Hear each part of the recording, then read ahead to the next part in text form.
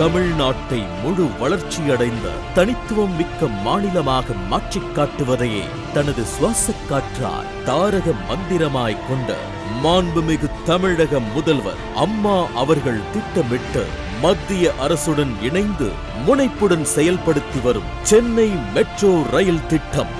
கோயம்பேடு முதல் ஆலந்தூர் வரையிலான 10.15 கிலோமீட்டர் சேவை துவங்கப்பட்டு தொடர்ந்து வெற்றிகரமாக செயல்பட்டுக் கொண்டிருக்க,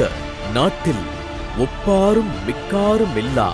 ஒரே முதல்வரா மாண்புமிகு அம்மா அவர்களின் முயற்சியால் கடந்த ஜூலை 23, 2016 அன்று திருவொற்றியூர் முதல் விம்கோ நகர் வரையிலான புதிய வழித்தடத்திற்கு அடிக்கல் நாட்டப்பட்டு பணி தொடங்கப்பட்டது.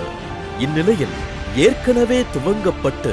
இப்பொழுது பணி முடியும் தருவாயில் 8.613 கிலோமீட்டர் தூரம் கொண்ட சின்னமலை முதல் விமான நிலையம் வரையிலான 2வது வழித்தடம் உழைப்பவர்கள் களைப்பின்றி பயணிக்க மாண்புமிகு அம்மாவின் திட்டமாம் சென்னை மெட்ரோ ரயில் திட்டத்தில் சின்னமலை முதல் விமான நிலையம் வரையிலான புதிய வழித்தடத்தில் சிறப்புமிகு சேவை மாண்புமிகு அம்மாவின் நல்லாசையுடன் துவங்கும்.